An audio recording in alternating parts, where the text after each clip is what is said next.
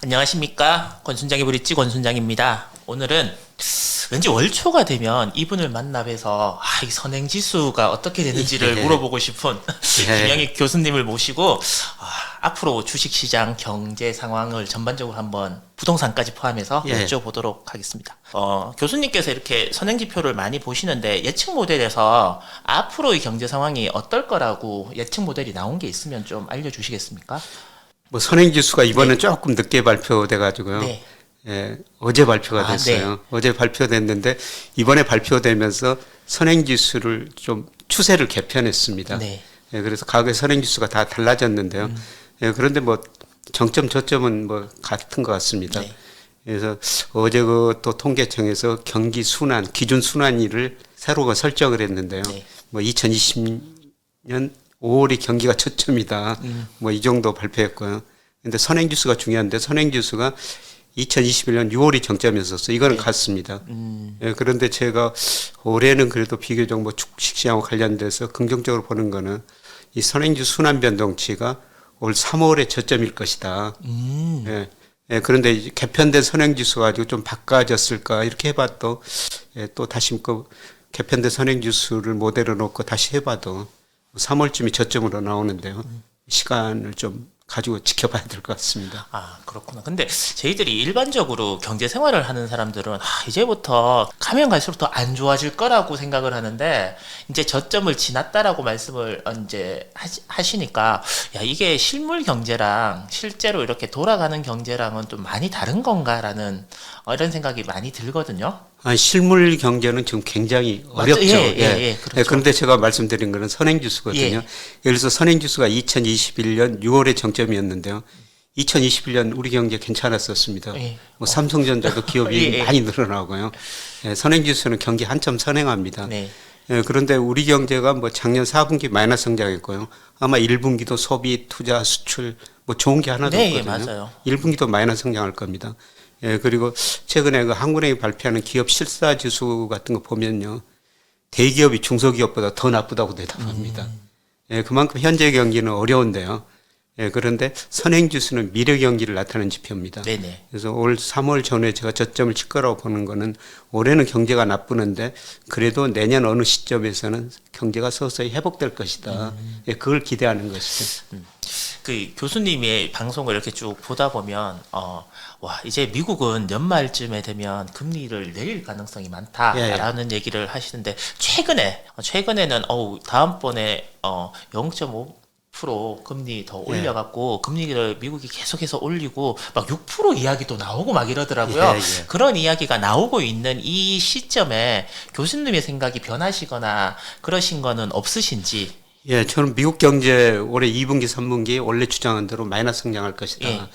그렇게 보고 있습니다. 그래서 방금 전에도 제가 블룸버그 컨센서스 좀 체크하고 왔는데요. 올해 미국 경제 성장률이 0.7% 이렇게 예상돼 있습니다. 작년에 2.1%인데요. 근데 분기별로 보면은 뭐 연율로 2분기 마이너스 0.3, 마이너스 0.4, 3분기 마이너스 0.1, 뭐 소폭의 마이너스지만 2분기 연속 마이너스 성장한다는 겁니다. 그런데 요새 미국 경제 지표는 참 헷갈리죠. 1월 고용 너무 좋게 나왔죠. 소비 좋게 나왔죠. 물가 예상보다 높게 나왔죠. 그래서 미국 경제가 롤랜딩 한다, 우착륙 한다, 뭐 이런 견해도 많이 나왔습니다만은 저는 그 2분기 가면은 소비가 줄어들 거로 보고 있습니다. 그래서 블룸버그 컨센서스처럼 뭐 제 모델도 2분기, 3분기 마이너스 성장 나오거든요. 아마 마이너스 성장 나오면은 물가 상승률도 수요가 위축되기 때문에 생각보다 더 빨리 낮아질 수 있고요. 뭐 금리는 3월에는 분명히 뭐 0.25%든 0.50% 올릴 가능성이 높습니다. 그러나 저는 뭐 5월에 한 번 더 올릴 가능성이 있는데요. 이게 이번 금리 인상 사이클의 마지막이다. 그래서 우리가 이제 금리 접근할 때 작년 3월부터 올렸지 않습니까? 근데 작년에는 계속 올리는 사이클이었어요. 그런데 지금은 언제 중단할 것인가? 우리가 중단 시점 최종 금리가 몇 %인가? 이게 이제 얼마 남지 않았다는 것입니다. 근데 그러니까 중단하고도 얼마 만의 기간을 또 유지를 할 것인가도 굉장히 논란이 많더라고요. 교수님께서는 연말이라 그러면 예를 들어서 5월 달까지 금리를 만약에 올린다 한다면 그러면 한 6개월 정도, 7개월, 5, 6개월 정도 지속하고 나서는 금리를 내릴 수밖에 없을 거다라고 말씀을 하셔서 그 기간이 너무 짧지 않나라는 생각이 들거든요. 미국 경제는 참 탄력적이에요. 레리 서머스 전 재무장관이요. 이 1월 고용 데이터 보면서 참 해석하기 힘들다 그러면서도 미국 경제가 서든 스탑할 수 있다. 갑자기 멈출 수가 있다는 거죠. 소비가 줄어들면은 미국 기업 매출이 줄어들 수가 있고요. 기업인들이 내가 그동안 일자리를 사람을 너무 많이 뽑았네. 그러면서 고용을 확 줄일 수가 있다는 겁니다. 근데 미국은 뭐 소비, 고용 모든 데이터들이 굉장히 탄력적이에요. 빨리 변할 수가 있다는 겁니다. 그래서 저는 뭐 4분기 금리 인하한다 이런 견해를 계속 유지하고 있는데요. 제가 뭐 테일러 준칙으로 적정금리 추정해 보면은 4분기에 3% 중반이 나와요. 그거는 테일러 준칙이라는 건 실제 GDP가 잠재 GDP 위에 있느냐 밑에 있느냐. 블룸버그 컨센서스대로 0.7% 미국 경제가 성장하면요. 4분기 정도에는 실제 GDP가 잠재 GDP 2% 이하로 떨어집니다. 그리고 물가도 그런 PCE 기준으로 3% 초중반까지 떨어질 거로 보고 있거든요. 그러면 실제 GDP가 잠재 GDP 밑돌고 물가 상승은 낮아지니까 저는 아마 4분기부터 미국이 금리 인하 사이클로 가리라고 보고 있습니다. 제가 얼마 전에 한 2, 3주? 2월 중순쯤에 실제로 LA를 이제 다녀왔는데 가이드 그 말씀은 하시더라고요. 이게 큰 호텔 말고 좀 작은 호텔은 아침에 조식을 못 준다고. 특히 주말은. 일손이 부족해서 그렇죠. 일하러 오지를 않는데요. 그러니까 그 정도로 여기 미국이 지금 그게 심하다. 고용이 사람이 일을 하지 않으려고 그런다. 뽑을 사람이 없다라고 해서 또 한 가지는 싸질 않더라고요.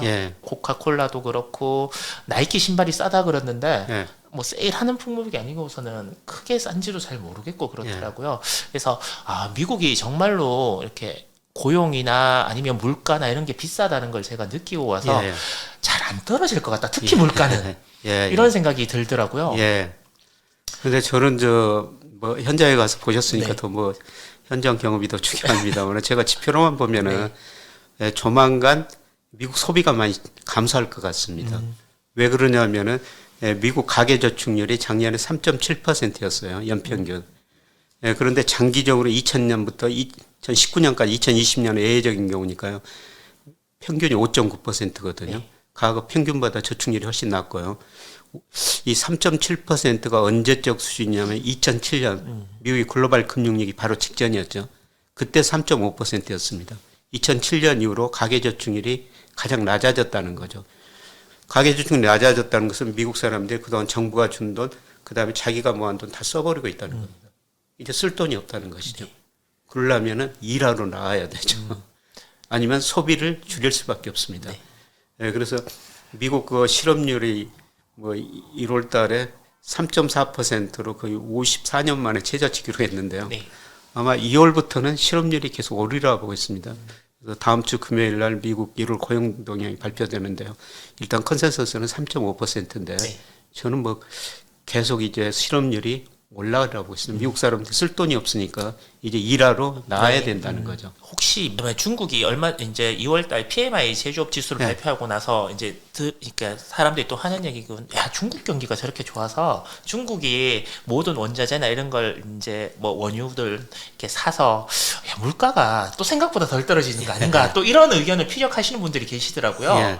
중국 경기가 예상보다 더 화랑이어서 전 세계 이렇게 물가를 잡기가 더 힘들 것 같다라는 의견은 어떻게 동의하시는 부분이 있으십니까? 뭐 부분적으로 동의를 합니다. 중국 경제가 뭐 작년에 3% 성장했는데 올해는 소비가 증가하면서 5% 이상 성장할 가능성이 높다는 겁니다. 그러면 중국 사람이 소비하려면 상품 생산해야 되고 원자재 더 수입해야 되거든요. 그런데 세계 GDP에서 미국이 차지하는 비중이 24%고 중국이 차지하는 비중이 18%죠. 미국 GDP에서 소비가 차지하는 71%, 중국은 40%도 안 돼요. 그런데 중국 소비는 늘어나지만 미국 소비는 줄어든다는 거죠. 미국 소비가 세계에 영향을 미치는 양이 더 크다는 겁니다. 그래서 세계 수요는 전반적으로 위축되니까 저는 원자재 가격 뭐 많이 안 오르리라고 보고 있습니다. 교수님께서는 미국 경기가 안 좋아질 것이다. 이렇게 무착륙 이런 일어나지 않을 것이다 이렇게 생각을 하시는 거죠. 무착륙은 거의 없어요. 예. 무착륙이라는 건 실제 GDP가 잠재 GDP 계속 하는 건데 네. 그 인플레 압력이 계속 존재하는 건데 근데 실제로 보니까요. 작년 4분기 물론 실제 GDP하고 잠재 GDP 갭을 추정하는데요. 잠재 GDP를 누가 추정한 거냐 이게 따라 다를 수가 있는데 미 의회에서 잠재 GDP가 공식적으로 나와 있거든요. 네. 그걸 가지고 해보면 이미 작년 4분기부터 미국의 실제 GDP가 잠재 GDP 0.5% 밑으로 떨어져 있습니다. 네. 무착륙 아니에요. 그러니까 근데 아니 이게 사회과학이라고 보통 그래요. 경제나 뭐 경영 이쪽에는 워낙 의견이나 이렇게 조어 말을 너무 잘 만들어 노랜딩 이러니까 야 이게 저도 경착륙이나 뭐 연착륙이냐 보통 이런 단어만 쓰다가 야 이런 것도 뭐 스텝도 베이비 스텝, 울트라 스텝 말도 잘 만들어내고 이래서 교수님께서는 전반적으로 미국이 소비가 위축되면서 경기가 하강할 수밖에 없고 그래서 금리도 많이 못 올릴 것이고 또 연말쯤이 되면 금리를 내릴 걸 분명히 고민을 해야 되는 그런 시점이 올 것이다라고 말씀을 하셨는데 일부 우리나라 주식 이렇게 하시는 분들 중에 금리를 올린다는 건 경기가 좋다라고 어쨌든 자신감이 있어서 그런 건데 금리를 내리는 걸 고민하고 실제로 내렸을 때는 이제 경기가 정말 안 좋다. 그래서 실질적으로 이 금리를 내릴 때 경제 위기가 오든 아니면 주식 시장이 무너질 수 있다. 이렇게 말을 하시는 분이 계시더라고요. 거기에 대해서는 어떻게 생각하십니까? 예, 제가 올해 주가를 전망해서 저는 상고하저라고 전망하고 있거든요. 네. 오히려 4, 5월 뭐 이 무렵까지 좋고 하반기에는 주가 뭐 큰 폭은 아니지만 조정을 보일 것이다. 그건 바로 미국 때문에 그렇게 있습니다. 미국 성장률이 2분기부터 3분기 마이너스 성장할 거라는 겁니다.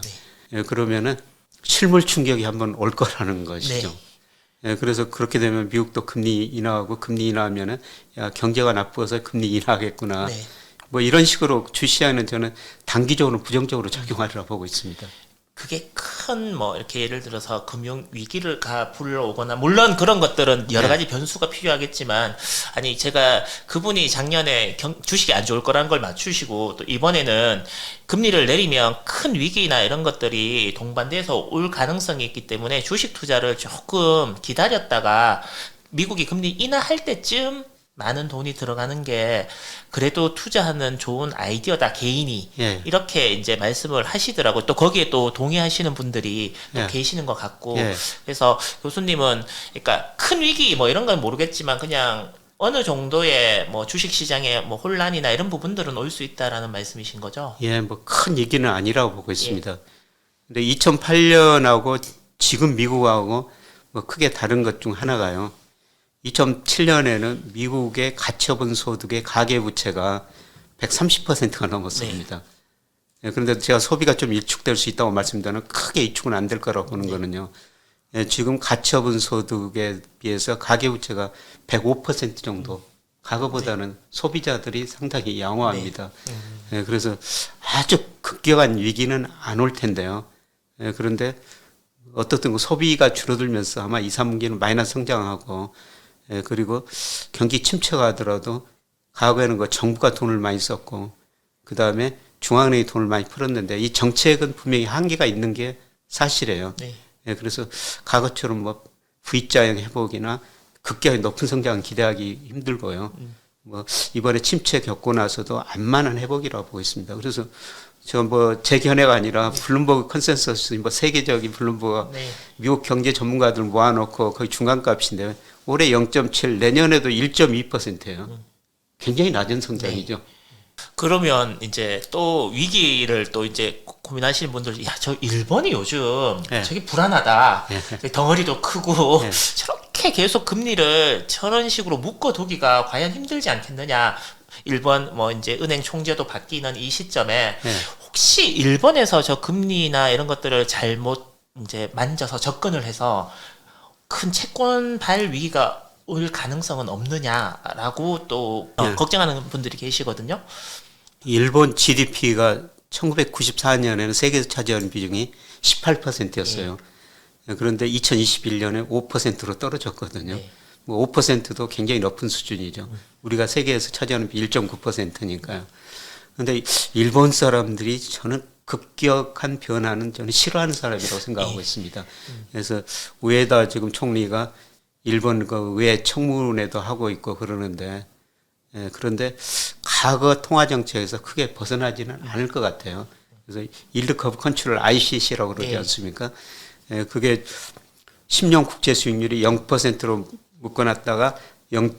플러스 마이너스 25에서 0.50으로 올렸다가 아마 0.75 정도로 올릴 거예요. 왜냐하면은 지금 일본도 오랫동안 디플레에 빠졌는데 올해 그 1월 근원 소비자 물가 보니까 전년 동월 대비 4.2%로 올랐더라고요. 통화정책 변경할 수밖에 없습니다. 그런데 급격한 변동은 아니라고 보고 있고요.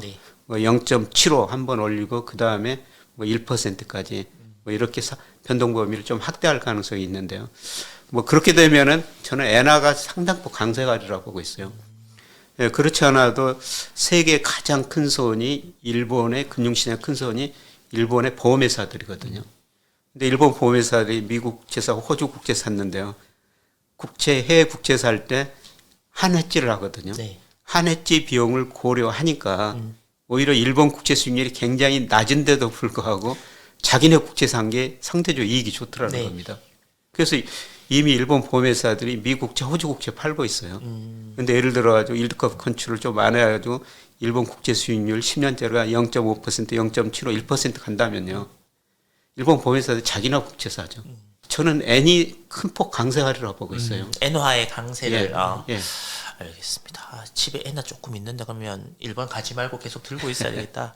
그 환율 얘기가 엔화 강세 말씀을 이제 하셔서 자연스럽게 이제 환율을 한번 여쭤보려고 그러는데 아까 뭐 저도 미국 가서 보니까 막 1,300원 넘어가고 1,320원까지 갔다 와서는 찍고 다시 이제 1,300원대에서 왔다 갔다 지금 우리나라 환율이 그러니까 미국 달러 대비 이제 약세를 이제 보이고 있는 것 같아요. 원래는 지금보다는 조금 더 우리 원화가 강세가 될 거라는 의견들이 또 최근에 많았었는데 다시 야 이거 1,300원에서 위로 더 올라가는 거 아닌가? 미국이 어쨌든 금리를 앞으로 한두 번 정도 더 올리고 이러면 어떡하지? 라고 생각을 이제 걱정을 하시는 분들이 계시는데 교수님께서는 지금 환은 어떻게 지금 되리라고 생각하고 계십니까? 근데 그것도 이제 보는 시각에 따라 다르거든요. 예를 들어서 환율이 뭐 작년 10월 달에 1,440원까지 올라갔지 않습니까? 1,500원 된다고 난리 났습니다. 그리고 1,300원까지 떨어졌다. 어떤 사람은 1,220원까지 2월 초에 떨어졌다가 지금 1,300원 넘으니까 어느 시점에 보느냐에 따라 아주 올라갔느냐 떨어졌느냐 맞습니다. 달리 볼 수가 있거든요. 그런데 저는 뭐 환율이 작년 10월 1,440원에서 고점을 쳤다. 그리고 1,220원까지 떨어졌다가 1,300원이 넘었습니다만 이거는 일시적인 상승이다. 다시 하락할 것이다. 그렇게 보고 있습니다. 물론 우리 무역수지 적자 확대되고 별로 우리 경제 좋은 건 없죠. 근데 환율이라는 게 늘 상대적이라는 겁니다. 저는 아까 말씀드렸습니다. 2분기부터 미국 경제가 마이너스 성장할 것이다. 그러면은 아마 10년 국채 수익률이 다시 4%가 넘습니다만 다시 떨어지고요. 달러같이 다시 하락하리라고 보고 있어요. 그래서 오히려 2분기 중후반 가면은 환율이 다시 지난번 저점 1220원 그 이하로도 떨어질 수 있다고 보고 있습니다. 지금 주식을 굉장히 싸게 살 수 있는 그런 시기이다라는 말씀. 물론 이제 제가 교수님의 예전 연상이죠. 이제 2월 달 뭐 이때 그 주식 시장에서 이제 주식에 대해서 말씀을 하실 때 그렇게 들었는데 지금도 그 견해는 3월 달에도 유지를 하고 계시는 바이십니까? 예, 그렇습니다. 뭐 명목 GDP로 보면은 우리 적정 주가가 지금 3천이 약간 넘고요. 그 다음에 M2 유동성에 비해서도 코스피 시가총액 기준으로 한 20% 저평가된 영역이라고 보고 있습니다. 장기적으로 보면은 주식을 계속 싸게 살 기회다. 물론 제가 아까 말씀드렸습니다만은 4, 5를 오르고 하반기에는 좀 조정을 거칠 수 있다. 근데 조정폭이 뭐 2,200 이하로 떨어지는 그런 국면은 아니라고 보고 있거든요. 이제 뭐 대세 상승은 아니지만은 저점, 고점이 서서히 계속 올라가는 국면이다. 그래서 올해는 그 주가가 낮은 수준 떨어질 때마다 비중을 늘리는 시기다. 그렇게 보고 있습니다. 그 요즘 보통은 종목 장세라 그러잖아요. 예. 2,400하고 2,200에 가도, 보통 지금은 2,300에 가돌리에 예. 갇혔는데 그 안에서 오르고 내리는 종목들은 굉장히 그 폭이 그렇죠. 굉장히 크더라고요. 예. 그래서 뭐 교수님 이코노미스트지랑 인터뷰하신 거를 이렇게 보고 하면 2차 전지, 그다음에 인터넷 관련주 이런 예. 것들은 매력적인 것 같다라고 예. 얘기하는데 뭐 앞으로 조금 지금은 싸지만 앞으로는 조금 괜찮은 그런 섹터나 이런 부분들이 있으면 종목 말고요. 그런 부분들을 좀 알려주셨으면.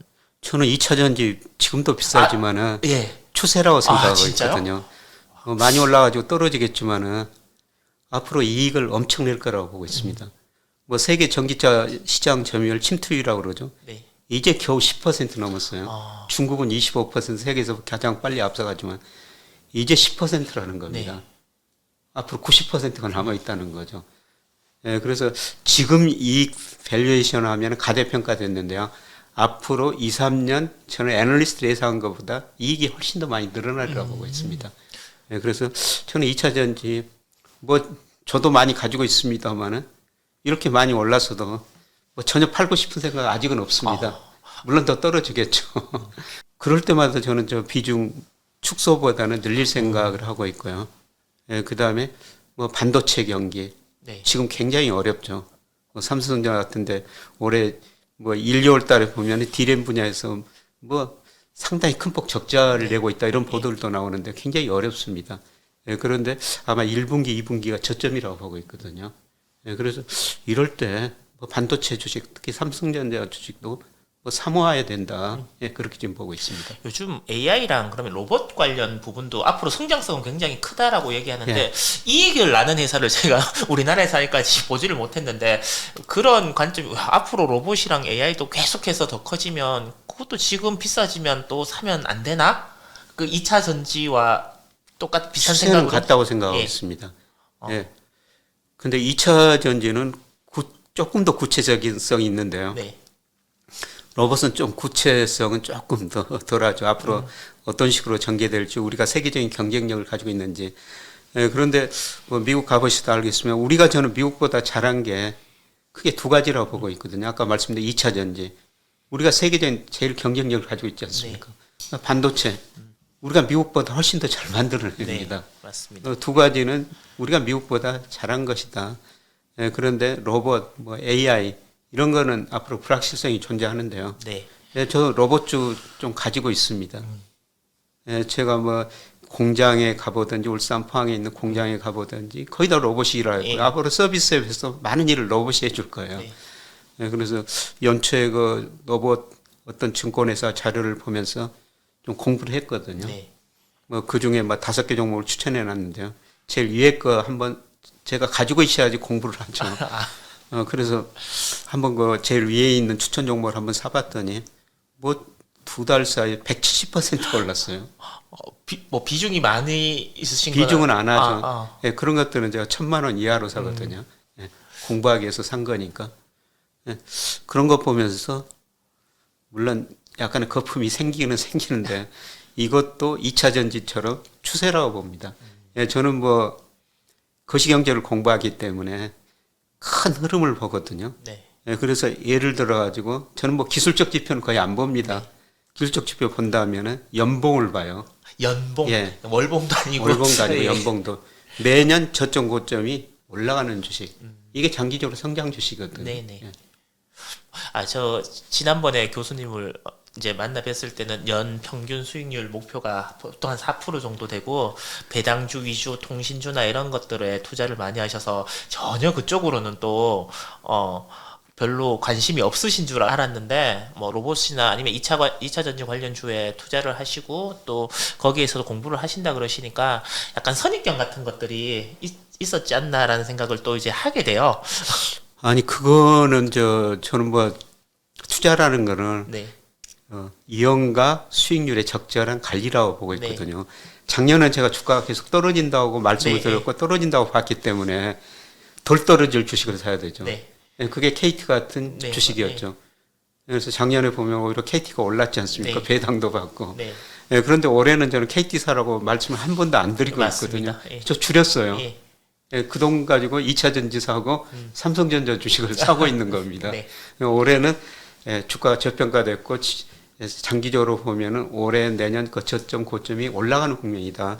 작년에는 저점 고점이 작년 재작년 하반기보다 낮아지는 국면이 있기 때문에 리스크 관리했는데 올해는 리스크보다는 수익률 차원에서 종목을 그렇게 평가한 겁니다.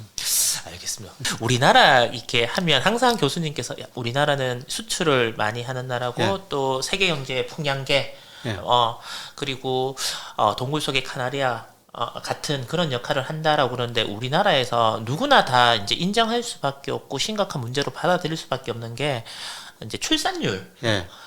이거는 정해진 미래이지 않습니까? 우리나라 인구가 이제 뭐 학계 출산율이 0.78명, 0.8도 이제 깨진 것 같던데 이렇게 해서 이렇게 급격하게 낮아진 지가 10년이 됐고 이 상황이 지금 개선될 여지가 없는 거고 그러면 앞으로 우리나라가 계속해서 이렇게 무역이나 수출을 계속해서 먹고 살기에는 힘들 것 같고 그러면 우리나라가 과연 앞으로 이렇게 주식시장도 마찬가지고 이렇게 전반적인 이렇게 나라 자체의 역동성 이런 게 떨어질 수밖에 없지 않느냐, 무조건 부정적인 영향이 있을 수밖에 없지 않느냐라고 그러는 의견이 많은데 교수님은 이 부분에 대해서 고민하신 부분이 있으신지요?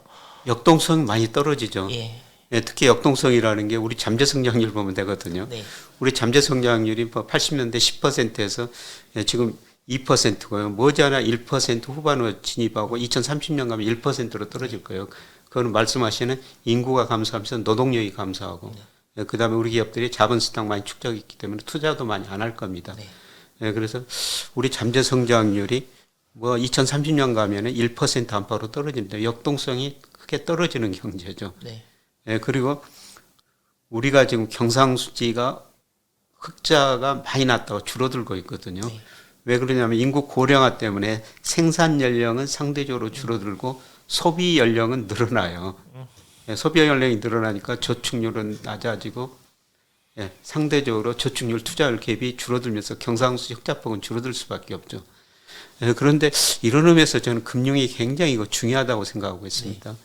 우리가 98년부터 외환위기 겪으면서 저축률이 투자율보다 높아지면서요. 약 1조 1000억 달러 경상수지 작년까지 흑자를 냈어요.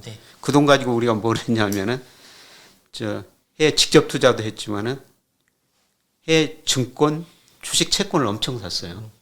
그래서 연간으로 우리 배당 수익, 투자 소득 수지, 배당금 그냥 이자 소득이 200억 달러 이상 나오고 있습니다. 맞습니다. 저도 뭐 배당을 받고 있으니까 작은 돈이지만 그만큼 금융이 중요하다는 거죠.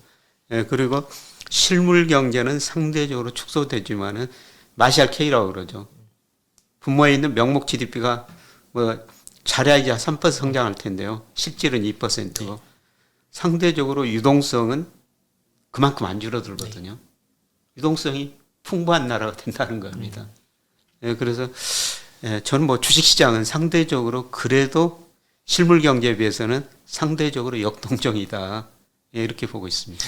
버핏이 최근에도 사안을 보냈는 데서 말한 것처럼 미국 경제를 의심하지 마라 라고 얘기했으니까 우리나라 비중을 계속해서 줄이고 계속해서 미국으로 가는 게 결국은 답이지 않느냐, 길게 봤을 때.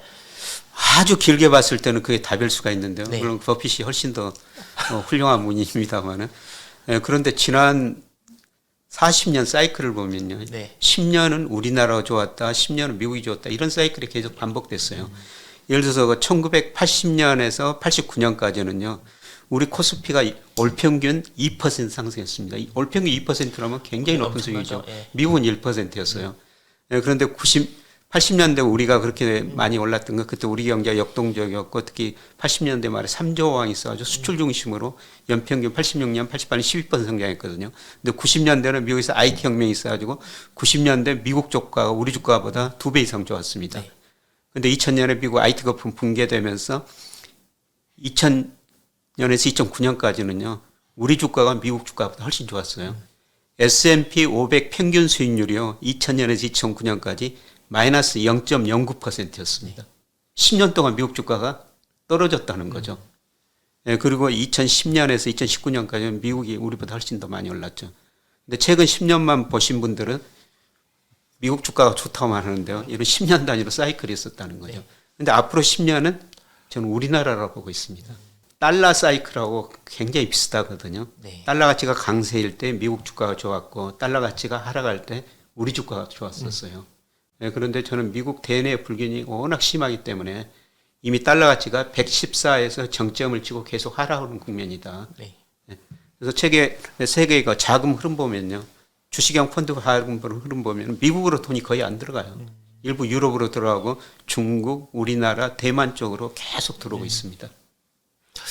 알겠습니다. 교수님이 또 이제 그렇게 말씀을 하시니까 한국 비중이 많은 저로서는 뭐요 또 약간 흐뭇한데 또 그런 분들 미국으로 무조건 미국이다라고 얘기하는 분들 얘기를 들어보면 뭐 북한 뭐 그 지정학적 리스크 그 다음에 요즘은 조금 말이 많이 나옵니다만은 뭐 배당 문제 그 다음에 대지주의 전횡 뭐 이런 거 그 벌써 10년 넘게 얘기했는데 아직까지도 이제 바뀔랑 말랑 그러니까 과연 바뀌겠느냐 뭐 이런 고민들 때문에 항상 우리나라는 저평가를 받을 수밖에 없다. 그러니까 저평가 영역에 있는 건 맞지만 이게 개선이 과연 될까? 이런 걱정을 하시는 분들도 사실 또 많이 계시거든요. 북한 리스크, 뭐 지정학적 리스크는 계속 방법이 뭐 좋아지지는 그런데 지배구조 제가 보기에는 많이 개선되고 있거든요. 지금은 점점 요새 우리나라에서 일부 행동주의 펀드 나오면서 아마 대주주도 생각이 많이 달라지고 있을 겁니다. 그리고 우리 주가가 저평가됐던 거는 배당 성향이 낮았기 때문입니다. 그런데 저는 박근혜 전 대통령 때 기업소득 한류세제라고 2015년에서 2017년까지 3년간 한시적으로 실시된 제도가 있어요. 기업소득을 가계소득으로 이전시켜야 된다 그러면서 기업들한테 임금 올려달라, 고용 투자 늘려달라, 배당을 늘려달라. 그 뒤로 배당 성향이 많이 늘어났어요. 그 이전에 배당성이 한 17%인데요. 지금 뭐 일부 기업은 30%도 넘게 주고 있거든요. 지배구조나 배당 성향 이거는 많이 개선되고 있다. 알겠습니다. 전반적으로 경제나 또 뭐 주식 시장 이렇게 대해서 여쭤봤는데 투자를 교수님 말 듣고 연초에 좀 했어요. 벌써 내가 1년 한 10%만 수익률을 내면 나는 만족이다. 라고 했는데 감사하게도 한 1억을 투자를 했는데 지금 1억 1천이 됐습니다. 너무 행복한데 지금도 고민이에요. 목표 수익률은 달성을 했는데 조금 더 갈 거는 같은데 이 돈을 그냥 빼갖고 미국 1년채 국채에 넣으면 5% 주고 10년짜리 넣으면 4% 준다는데 국채로 가는 게 맞는 건지 어떻게 지금 만약에 교수님 같으시면 어떻게 하시겠습니까? 목표 수익률을 도달을 했어요. 1년치. 그러면 지금은 그냥 딱 깨고 예금으로 가는 게 나을까요? 아니면 조금 더 이 시장을 한번 더 이렇게 참여해 보는 게 나을 것 같습니까? 저는 뭐 주가 상승이 뭐 올해 뭐 4, 5월까지 오를 수 있다. 이런 말씀을 계속 드리고 있으면 상승률이 좀 있다고 보고 있습니다. 그런데 하반기에는 아주 큰 폭 조정은 아니면 조정이라고 보고 있거든요.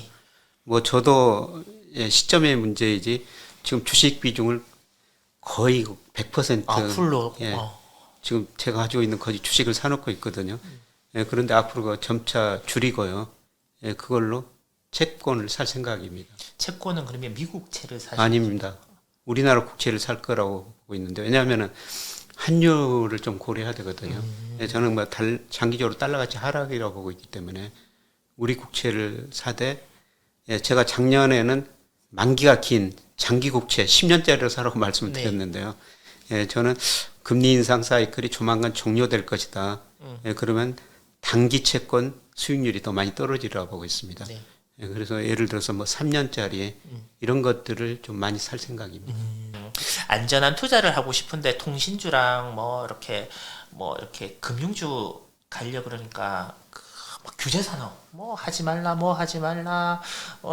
이렇게 계속해서 얘기하고 통신 요금 낮춰라라고 채권을 살려 그러니까 계속해서 금리 막 6% 간다는 얘기도 막 들리고 미국에 투자하려 그러니까 달러가 너무 비싼 것 같고 또 은행 이자 넣자 그러니까 지난번에는 5% 줬는데 지금 한 3%밖에 안 주는 것 같고 이런 여러 가지 고민 때문에 와 이게 투자 이거 도대체 어떻게 해야 되지? 아직도 망설이는 이런 분들에게 투자를 할 때 한번 이런 식으로 접근을 한번 해보라 아니면 이런 관점을 한번 가져보라라는 그런 팁이 있으시면 한번 말씀을 해주시겠습니까? 제가 뭐 작년 9월 10월에 채권을 적극적으로 사십시오 이런 말씀을 드렸었습니다. 그런데 저는 지금 금리가 또다시 올라가지고 그때만큼 안 올랐는데요. 또 채권 살 기회를 줬다 주고 있다.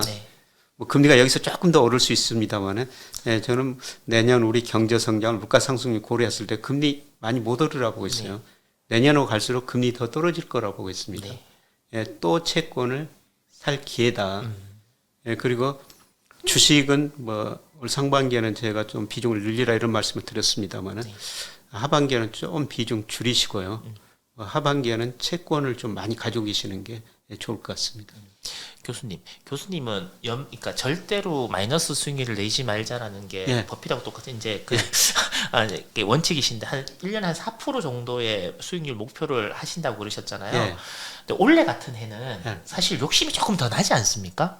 올해는 좀 더 내야죠. 그럼 더 제가 내면 아까 말씀드렸습니다만 제가 그 투자라는 게 리스크하고 수익률의 적절한 조화다. 예. 작년에는 주가가 떨어진다고 봤으니까 예, 저는 리스크 관리에 최선을 다한 거죠. 예. 예, 그래서 뭐 때로는 인버스도 좀 편입해보고 캐시티 같은 안정적인 주식 샀는데요. 올해는 저는 수익률을 훨씬 더 높게 잡은 겁니다. 그래서 올해는 리스크도 중요하지만은 때로는 수익률을 더 추구해야 된다. 예, 그게 올 상반기라고 왔었습니다. 네. 예, 그래서 저는 뭐 올 상반기에 뭐 제가 연간 목표하는 수익률 거의 뭐 코스피만큼은 못 냈습니다만은 예, 저는 그 원금 지키기가 늘 그 중요하다고 생각하기 때문에 네. 뭐 저는 올해 목표 수익률 거의 냈어요. 그러니까 이제 다 내고 나시니까 더 욕심이 나지는 않으신지. 아니요. 아, 나이가 들면 들수록 예. 욕심을 많이 줄여야 된다고 생각하고 있습니다. 그게 안 쉬운 것 같아서 제가 드리는 말씀입니다. 그게 쉽지 않은 일이죠. 또 예. 이렇게 수익률이 높으면 더 높은 수익률 기대하고 예, 그러는데요. 어느 정도 기대하는 수익률. 예, 저는 정말 그 주식 투자에서 중요한 게 다른 사람 말을 믿지 말고 자기 나름대로 기준이 있어야 된다. 네. 예, 그래서 저는 몇 가지 전 나름대로 경제지표 보면서 기준을 설정하거든요. 네. 예, 그래서 이상 가면 주식 비중 줄여야 된다. 밑으로 가면 주식 비중 늘려야 된다. 네. 자기 나름대로 기준을 설정하는 게 굉장히 중요한 것 같습니다. 제가 최근에 교수님 영상을 본 것 중에 가장 인상 깊었던 건 사실 부동산에 관련된 영상이었습니다. 부동산이 또 관심을 가지고 오를 때가 된 것 같다라는 의견을 또 피력하시는 분들이 있으시던데 그런 것들을 제가 듣다가 교수님 영상을 보니까 아니다. 그런 생각 하지도 말아라라고 이제 제가 이제 들었거든요. 부동산 투자에 대해서 관심을 가질 시기는 아니라라고 제가 이해를 했는데 맞죠? 예, 우선 저는 뭐 추세 사이클을 구해보는데요. 네. 예, 부동산 집값이 KB 국민은행 기준입니다만은 작년 2022년 6월이 정점이었어요. 네. 이제 8개월 떨어졌거든요. 물론 급락했죠. 예, 그런데 부동산 사이클이 하락 사이클이 8개월 떨어지고 그친 적은 없습니다. 예, 그리고 중요한 거는 예, 소득이나 물가 그다음에 월세 지수 이런 거 가지고 집값의 적정 수준을 평가하는데요. 이런 거 평가를 해보더라도 아직도 고평가 영역에 있다는 것이죠. 예, 그런데 이제 중요한 거는 저 금리 떨어진다고 계속 말씀을 드리고 있습니다. 예. 금리가 떨어지면 집값이 오를 거 아니냐. 예. 작년 3월에요. 우리나라가 대표적인 일간지에서 뭐 저를 부동산의 대세 하락론자, 어떤 분을 대세 상승론자로 비교해 놨더라고요. 네. 근데 그 기자가 다시 전화 갔어요. 네. 지금까지 집값이 많이 떨어졌는데 금리가 떨어진다고 그랬지 않느냐. 금리가 떨어지면 이제 대세 상승을 주장하는 사람들이 서서히 나오고 있다. 네. 그 사람들하고 다시 한번 토론 한번 해보자. 네. 예, 그러는데요. 물론 집값을 결정하는 가장 중요한 요소 중에 하나가 금리예요. 금리는 이미 떨어지고 있거든요. 네. 예. 그런데 제가 집값을 결정하는 요소를 보니까 금리, 대출 금액, 경기, 주가 등인데요. 초기에는 금리나 대출 금액이 주가에 가장 큰 영향을 미쳐요. 근데 갈수록 경기, 특히 동행지 순환 변동치가 집값을 훨씬 더 많이 설명하거든요. 좀 경기가 좀 굉장히 어려운 상태인데요. 기업들 임금 많이 안 올려줄 거예요. 오히려 각 기업들 가면은 요새 다 비용 전략하고 있지 않습니까? 출장 가지 말아라. 꼭 필요하지 않은 경우는 법인카드 덜 사용해라. 그래서 경기가 나빠지니까요. 집살 소득이 상대적으로 줄어들고 있다는 겁니다. 예, 그래서 제가 집값을 분석해 보면은 초기에는 금리 시차를 두고 경기가 집값에 훨씬 더 영향을 많이 주거든요. 이런 의미에서 보면은 저는 뭐 집값 하락 사이클이 끝나지 않았다. 상당히 오랜 기간 더 떨어져야 된다는 겁니다. 물론 하락폭은 많이 축소될 겁니다. 네네. 물론 일부 지역은 지금 너무 많이 떨어졌어요. 뭐 일부 지역은 뭐 30%, 40% 떨어졌다 그러는데. 제가 그 일부 지역에 사는 사람입니다. 대구 그 미분양 물량을 보면서요. 아, 건설회사들이 왜 저렇게 수요를 예측했을까? 우리 저 전국 미분양이 7만 5천 가구 1월 되거든요. 근데 대구가 13,000가구나 돼요. 제가 대구를 종종 가는데요. 뭐 학교도 초중고는 다 대구에서 다녔고 네. 지인들도 거기 많이 있는데 난립니다. 근데 왜 그렇게 건설회사들이 많이 졌을까요? 그걸 계획을 했을 때는 몇 년 전이어서 네, 계속해서 그때는 이제 좋을 줄 알았고 대구는 뭐 의대 진학률 뭐 이런 거 보면 항상 대구 수성구 특히 네. 범호동에 뭐 경신고등학교부터 쭉 나오는 뭐 한 6, 7개 고등학교들이 있거든요. 예. 거기에는 집만 지으면 학군 때문에 그렇다. 수성구 쪽은 이제 그렇다라고 하는데 제가 제 지인분이 가장 좋은데 이번에 올해 입주하는 주복 예. 주상복합에 들어가는데 그것도 뭐 18억 19억까지 올라갔다가 예. 지금 뭐 분양 가격 정도 그 예. 이하로 내려왔다라는 얘기도 사실 들었습니다. 근데 제가 뭐 대구로 해서 들었지만 지금 미분양 아파트가 1월 말에 7만 5천 가구 정도 되는데요. 예, 그게 2009년 그때는 글로벌 금융위기였었습니다만은 16만 6천 가구였었거든요. 아직도 그거에 비해서는 굉장히 낮고요. 예, 저는 조만간 10만 가구 넘어서리라 보고 있어요. 그 미분양이 어느 정도 해소돼야지 뭐 집값이 오를 수 있다는 거죠. 이제 그 거기에 이제 보통 일부 이제 거의 대부분의 이제 부동산 전문가들이 동의를 하면서 그 다음에 꼭 하는 얘기가 있더라고요. 거의 대부분 대구 같은 지방이지 않느냐. 수도권은 미분양이 적다. 그래서 특히 수도권 그리고 뭐 우리가 흔히 말하는 강남을 비롯한 이 서울의 핵심 지역은 집값이 방어가 될 것이고 다르게 봐야 된다.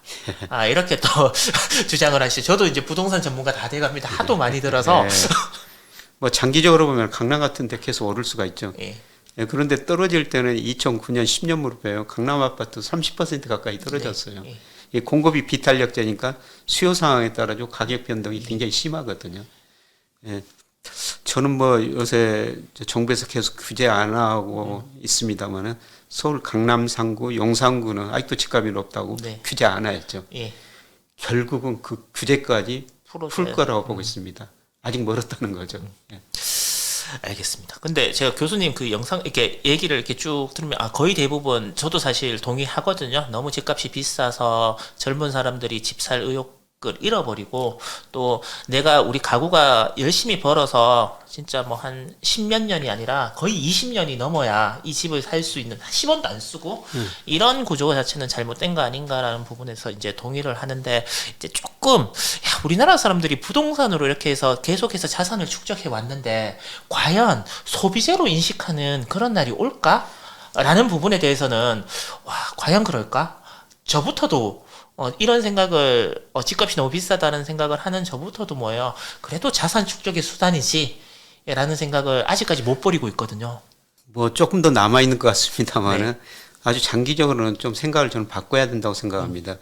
우리나라 집값 그동안 뭐 하락한다 이렇게 주장한 사람들은 가계부채가 너무 많다. 저 같은 베이비붐 세대 은퇴한다. 그다음에 이런 것이었습니다. 그래도 집값을 떠받친 게 우리나라 소득이 꾸준히 증가했고요. 가구 수가 증가했었어요. 그런데 우리 잠재 성장을 떨어지면서 소득 증가 속도 많이 둔화되고 있죠. 중요한 건 가구 수예요.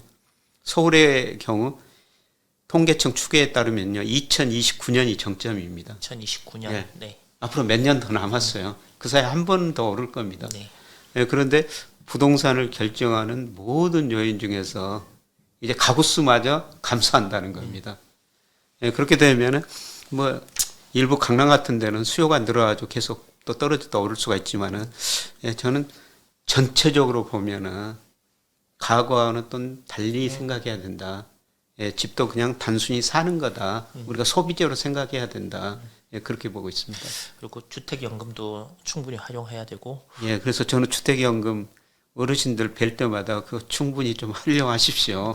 그거 꼭 자식들한테 준다고 막 이렇게 그거 안 하시는 분들이 계시던데 제가 아는 범위 내에서는 쓰시고 자식이 그냥 부모님이 쓰신 만큼 다시 갚으면 그 집은 다시 받을 수도 있는 걸로 제가 알고 있거든요. 예, 그렇죠. 예. 예. 그러니까 그거 한다 그래서 이걸 못 물려주고 나중에 나라에 뺏긴다 이렇게 생각을 하실 필요는 전혀 없으시다는 걸 예. 제가 가볍게 또 말씀을 드리면서 아까 전에 이런 말씀을 하셨잖아요. 조금 전에 처음에는 금리가 중요하지만 부동산에 그러고 네. 나면 금리 요소보다 경기 요소가 중요하다. 근데 우리나라 경기 실물 경기나 이런 부분은 안 좋아질 건데 그러면 부동산 가격이 떨어지고 경기가 더 떨어지고 더 안 좋아지고 그러다 보면 부동산 가격이 더 떨어지고 예. 그러다 보면 부동산발 금융위기 뭐 요즘 지금 PF는 아직도 대출이나 이런 것들이 힘들다고 그러거든요. 예. 그래서 부동산 대출이 우리나라는 워낙 많으니까 가계부채가 예. 여기에서 오는 우리나라의 경제 위기나 이렇게 가능성은 없는 건가요? 위기 관리가 잘 되고 있는 편인가요? 글쎄 그게 이제 은행까지 가느냐. 네. 예, 저는 은행까지는 아직 안 가리라 보고 있어요. 사실 97년 외환위기는 부실한 기업, 부실한 은행을 처리하는 과정이었지 않습니까? 예, 그런데 그 이후로 저는 은행은 상당히 건전해졌다고 지금 생각하고 있거든요. 예, 그래서 그런 거 위기가 은행까지 가는 시스템 위기는 아니다. 예, 그런데 비은행 금융회사들, 일부 저축은행, 네. 증권회사들 여기에 많이 관련된 회사들. 새마을금고 뭐 예. 예. 이런 것들은 상당히 어려워지라고 보고 있어요. 예. 그리고 문제는 뭐냐면은 부동산 가격이 떨어지고 그러면 우리 가계부채 지금 우리 원리금 상환 부담 비율이 평균 가계 40% 정도 되거든요. 집값이 떨어지면은 소비력이 더 줄어든다는 거죠. 예, 그래서 급기한 위기는 아닌데 아까 인구가 감소하면서 우리 잠재 성장을 떨어진다고 말씀드렸습니다만은 또 수요 측면은 소비가 감소하면서 우리 잠재 성장, 경제 성장이 계속 낮아지는 국면. 네. 예, 그러니까 급격한 침체는 아닌데 구조적으로 우리가 장기적으로 계속 성장률이 낮아지는 이런 국면이라는 겁니다. 이 시스템 뭐 주식이든 자본주의든 제가 요즘 이제 은행이 정말 중요하구나. 예. 우리가 말하는 은행은 이제 시중은행을 이렇게 얘기하는 거죠. 뭐 보통 1금융권이라고 하는 그 은행들. 그러다 보니까 또 일부에서는 맨날 은행은 살려주고 나머지는 다 죽어도 되는 건가? 예. 뭐 이렇게 이야기를 하시는 분이 있는데 요즘은 제가 그래 은행만 살면 나머지는 큰 문제가 없대. 우리가 교통사고 났을 때 뇌하고 심장이 뛰어야 되듯이 나머지 뼈 부러지거나 뭐 손가락이 만약에 잘려도 붙이면 되는데 이렇게 심장이 멈춰버리면 안 되듯이 은행은 그런 곳이야라는 것들을 이제 제가 인식을 요즘 하고 있거든요. 그래서 많은 분들이 이렇게 보시면서 항상 그 말씀을 하세요. 맨날 은행은 살리고 난 죽어도 되냐 이렇게 얘기를 하시거든요. 이게 전체적으로 이 자본주의의 큰 틀에서 은행의 역할이나 이런 부분을 한번 좀 이해가 쉽게 설명을 좀 한번 해주시겠습니까?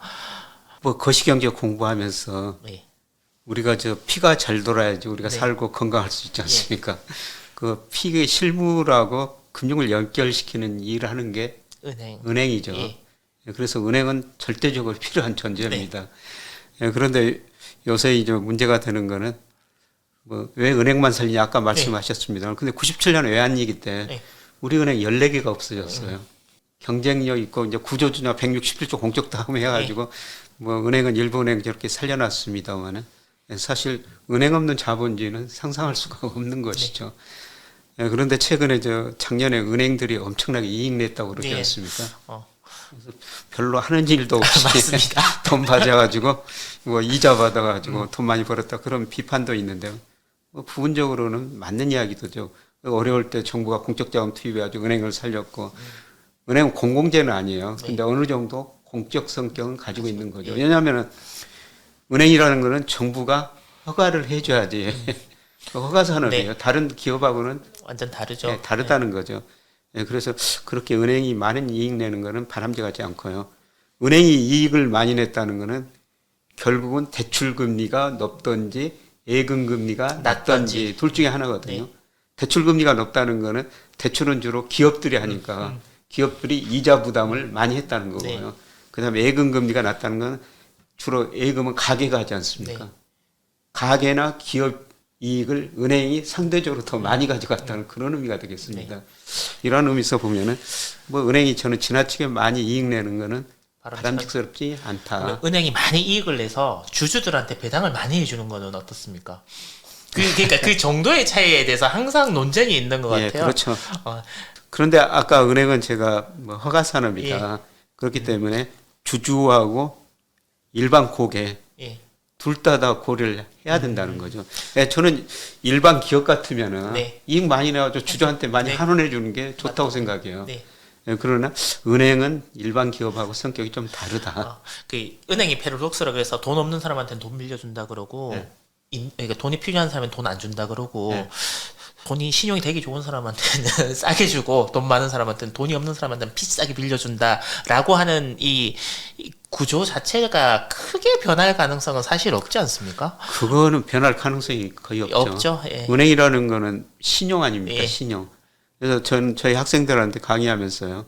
예, 당신들이 이제 직장 들어가서 결혼하고 집 사고 그러려면 돈이 필요하지 않느냐? 금융에서 돈을 빌려야 된다. 근데 은행 가면은 대출 금리가 예를 들어서 4%인데 네. 이게 비은행 금융으로 가면 일부 비은행 금융 10%까지 가거든요. 예, 그러면은 누가 비은행 금융으로 가겠습니까? 돈 없고 가난한 사람들, 신용이 낮은 사람들이 오히려 더 비싼 금리로 비은행 금융 가서 돈을 빌렸어야 되죠. 예, 그래서 농담입니다만 학생들한테 강의하면서 돈 빌릴 때 은행까지만 가거라. 그만큼 신뢰를 쌓고 살아라. 네. 예, 그런 의미인데요. 은행, 그 금융회사 속성이죠. 가난한 사람들은 더 비싼 금리로 대출 받아야 된다는 거. 아, 내가 사는 이 체제가 자본주의 체제이구나라는 걸 그 시점부터 이제 조금씩 받아들이고 있는 것 같아요. 그래서 혹시 이걸 시청하시는 분들도 뭐 나쁜 집단 뭐 이렇게 생각하지 마시고 우리가 그 토대 위에 완벽한 제도는 아니지만 지금 현존하는 시스템 중에는 그래도 가장 노력하는 사람들이 그래도 본인의 노력만큼 얻어갈 수 있는 이 제도이기 때문에 이 제도가 돌아가는 시스템을 한번 이해하시고 고민하시는 부분이 필요할 것 같아서 제가 이 이야기를 이제 뭐 얘기하다 보니까 나온 것 같고요. 3월이고 날씨도 이제 굉장히 이제 좋아지고 이런데 혹시 여기 증시각도 TV를 시청하시는 분들께 뭐 마지막으로 해주고 싶은 말씀이나 이런 거 있으시면 어떤 말씀인지 좀 편안하게 해주면서 마무리 지면 어떨까 싶은데요. 예, 저는 뭐 요새 늘 말씀드리지만 미국 예일 대학의 로버트 실러 교수가 금융 민주주의라는 단어를 쓰고 있거든요. 이게 뭐냐면은 금융으로 모든 국민이 부자가 돼야 된다는 겁니다. 예, 그러려면은 금융에 대한 조금 더 정확한 정보, 객관적인 정보를 전달해야 된다는 거죠. 네. 예, 특히 그저 금융회사 역할이 굉장히 중요하다고 생각해요. 네. 뭐 동학개미운동 같은 때는 계속 그 좋다는 자료만 많이 내고 그럴 때 좀 중립적인 자료를 내고요. 또 뭐 2200m로 떨어졌을 때는 주가가 저평가됐거든요. 네. 이럴 때는 또 긍정적으로 중립적인 이런 자료를 내고 금융에 대한 정확한 정보를 금융회사가 제공해 줘야 된다.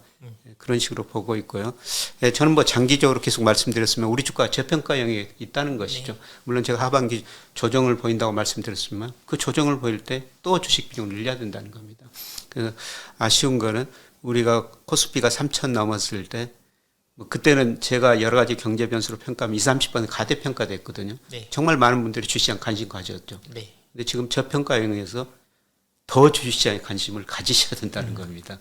알겠습니다. 그러면 그 제가 교수님을 주식 시장이 이제 조금 많이 고평가돼서 올랐습니다라고 하는 뷰가 이렇게 생기거나 이러시면 그러니까 시장이 좀 변해서 그런 것 같으시면 꼭 저희 채널에 나와서 또 이야기를 좀 한번 해주십사 부탁을 드려도 되겠습니까? 예, 그렇게 하겠습니다.